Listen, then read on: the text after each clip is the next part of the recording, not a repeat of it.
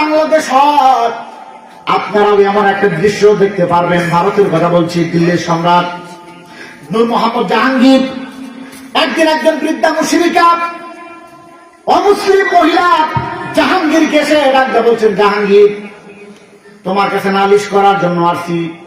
ভারতের সম্রাটকে নাম ধরে বলতেছেন জাহাঙ্গীর, তার মান হলো একেবারে কাছাকাছি। আমি তত বড় হুজুর হই, আমার পাশের বাড়ি যে মহিলা মানুষ আমার নাম ধরে ডাকবে, কারণ ও তো আমার জন্ম আমার ভূমিষ্ঠ হইতে দেখছে, কথা বলুন ঠিক না? আমি যত বড় হুজুর হই তারপরেও আমার ডাকবে আব্দুল হান্নান। জাহাঙ্গীর দিল্লির সম্রাট বৃদ্ধা মহিলা এসে থর থর করে কাঁপতেছে আর ডাকতে বলছেন, জাহাঙ্গীর, নূর মোহাম্মদ জাহাঙ্গীর শোনো, আমি তোমার কাছে নালিশ করার জন্য আসছি। কি নালিশ করার জন্য আসছেন? ডাকতে বলছেন, জাহাঙ্গীর শোনো, আমার পুত্রবধূ, নতুন পুত্রবধূ, নবপুত্রবধূ আমার বাড়িতে একজন সন্ত্রাসী এসে, একজন খারাপ লোক এসে আমার পুত্রবধূর ডিস্টার্ব শুরু করেছে, ইফতিজিং করতে চায়। আজকে চিঠি দিয়েছে, আজকে রাতে সে আমার পুত্রবধূর সাথে জেনা করবে, দর্শন করবে। নাউযুবিল্লাহি মিন যালিক। নূর মোহাম্মদ জাহাঙ্গীর কথা বলছে না। এবার যখন কথা বলছে না, বুড়ি ডাকতে বলছেন, জাহাঙ্গীর তুমি যদি আমার কথার উত্তর না দাও, আর এই বিচার যদি তুমি না করো, তুমি যে রবের প্রতি ঈমান এনেছো, কিয়ামতের ময়দানে এসে মাওলার দরবারে তোমার বিরুদ্ধে মামলা করব। নূর মোহাম্মদ জাহাঙ্গীর কোনো কথা বলছেন না। বুড়ি রাত করে চলে গেলেন। সন্ধ্যা হয়ে গেল। নূর মোহাম্মদ জাহাঙ্গীর সব লোককে বিদায় দিলেন, সাথে কোন লোক রাখলেন না। নূর মোহাম্মদ জাহাঙ্গীর তরবারি একটা হাতে নিয়ে বুড়ির বাড়ির দিকে রওনা হলেন। একাই বাড়ির কাছে গেলেন, দেখলেন দরজার মধ্যে একজন দাঁড়ানো, কোনো কথা নাই, কল্লাটা নামিয়ে দিচ্ছেন, আল্লাহু আকবার। বাড়িতে যাওয়ার পর দেখলেন বুড়ির হাত পা বেঁধে রেখেছে, সামনে টিম টিম করে একটা বাতি জ্বলছে, আলো জ্বলছে। ডাকতে বলছেন, বুড়ি রে কি অবস্থা? বলে এই তো, বলে বাতি নিবাও। বাতি নিবানো হলো। নূর মোহাম্মদ জাহাঙ্গীর ঘরের ভিতরে গেলেন, যাওয়ার পরে একজন যুবককে পেলেন, চুলের মধ্যে ধরে তরবারি দিয়ে কল্লাটা নামায় মাথাটা হাতের মধ্যে ধরে নিয়ে আসতেছেন। আল্লাহু আকবার। বাড়িতে গিয়ে করবেন নাকি আল্লাহু আকবার? আরো ধরে করেন আল্লাহু আকবার। তরবারি রাখা হাতে কল্লা নামায় দিয়া মাথাটা হাতের মধ্যে এমন করে ধরে বুড়ির কাছে এসে বলছেন, বুড়ি বাতি লাগাও, বাতি জ্বালাও। বাতি জ্বালানো হলো। এবার ডাকতে বলছেন, বুড়ি দেখো তো কে। মাথা দেখে দেখতেছেন, আল্লাহু আকবার কাবের মাথাটা ছেড়ে দিলেন। ছেড়ে দেওয়ার পর নূর মোহাম্মদ জাহাঙ্গীর আলহামদুলিল্লাহ পড়লেন। বুড়িকে বাদন খুলে দেওয়ার পর বলছেন, বুড়ি এক গ্লাস পানি নিয়ে আসো। বুড়ি এক গ্লাস পানি নিয়ে আসলেন। নূর মোহাম্মদ জাহাঙ্গীর পানি খাইলেন। আল্লাহু আকবার। তারপরের দিন বললেন, ওই রাতে ডাকতে বলছেন, বুড়িরা আগামীকাল সকাল বেলা আমার দরবারে আসবা তুমি এবং তোমার পুত্রবধূ কথা আছে। সকালবেলা দুইজনে চলে গেলেন। থর থর করে কাঁপতেছে।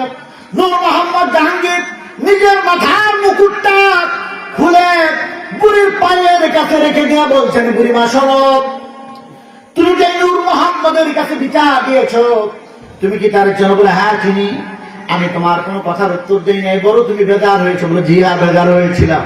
ডাকতে বলছেন, মা আমি তোমার কথার উত্তর এই জন্য দিই নাই, আমার বাড়ির সাথেই তোমার বাড়ি, আর তোমার বাড়ির পুত্রবধূর সতীত্ব নষ্ট করবে কার এমন সাহস?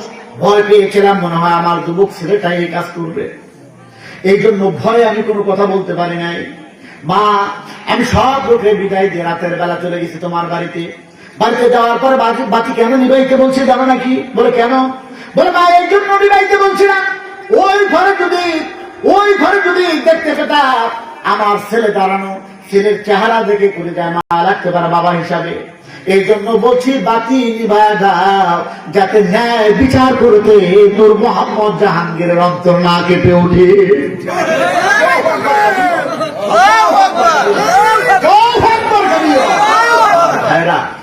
এইবার বুড়ি থর থর করে শুধু কাঁপতেছে। ডাকতে বলছেন, মা তোমার কাছে পানি চেয়েছিলাম। বলে জি হাত। এক গ্লাস পানি খেয়েছিলাম। বলে জি হাত। ডাকতে বলছেন, মা শোনো, যখন থেকে নালিশ করেছো আর তোমার বাড়ি যাওয়া পর্যন্ত নূর মোহাম্মদের ভিতরে আর কোন কিছু ঢুকে যায়, অন্তরে ভয় ছিল ন্যায় বিচার করতে পারবো কিনা। বাকি চালানোর পর আলহামদুলিল্লাহ পড়ছিলাম। জি হ্যাঁ, কেন করছিলাম জানো নাকি? বলে কেন করছিলেন? বলে আমি যখন পাল্লাটা আলোর কাছে নিয়ে আসলাম, তখন আমি দেখতে পেলাম এটা আমার সন্তান না, পাশের বাড়ির গ্রামের মানুষ। এই জন্য আমি আলহামদুলিল্লাহ করেছি। ডাক্তার বলছেন, বুড়িমা, এই যে দিল্লির সম্রাটের মুকুট তোমার পায়ের নিচে রাখলাম, ও বাপ শুনে রাখো, দিল্লির সম্রাটের মুকুটের চাইতে তুমি অমুসলিম হতে পারো, তোমার পুত্র বধূর সম্মান ইসলামে তার চাইতে অনেক বেশি। দিল্লির সম্রাটের মুকুটের চাইতে তোমার পুত্র বধূর সম্মান ইসলামে অনেক বেশি। যেরকম সুবহানাল্লাহ। আমি বলবো অমুসলিম যারা আছেন, অনুরোধ করে বলছি ভাইরা, একবার শুধু ইসলাম পন্থীদেরকে ভোট দেন, একবার শুধু টুপিওয়ালাদেরকে ভোট দেন, একটা বার শুধু ন্যায় করার মানুষকে ভোট দেন। যদি শাসন ব্যবস্থা করতে না পারে, জীবনে আর আপনাদের কাছে আসবে না। একটাবার সুযোগ চাই, একটাবার সুযোগ চাই, একটাবার শুধু বলছি। কারণ দলমত নয়, আপনি অমুসলিম হতে পারেন, কিন্তু আপনার সম্পদের হেফাজতের দায়িত্ব আমার। কথা বলুন ঠিক কিনা? আপনার আমানতের দায়িত্ব আমার, আপনার পুত্রবধূর সতীত্বের হেফাজতের দায়িত্ব আমার। একটাবার দিয়ে দেখুন, যদি সতীত্বের হেফাজত করতে না পারি, আপনাদের আমানতদারিটা যদি করতে না পারি, আর কোনদিন হয়তো আপনাদের কাছে আসবেন ইনশাআল্লাহ। তবে একটাবার দেওয়ার দরকার আছে না নাই? আছে না নাই?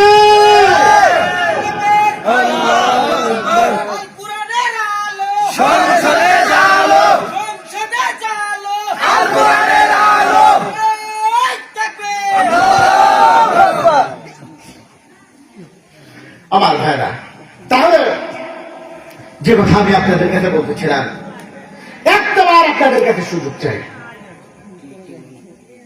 দেখছেন আপনারা? আমার ভাইরা, আমি যে কথা বলতেছিলাম সেটা হলো, ইসলাম যদি ক্ষমতায় আসে, তাহলে প্রথমে যে সফলতাটা আপনারা দেখতে পাবেন সেটা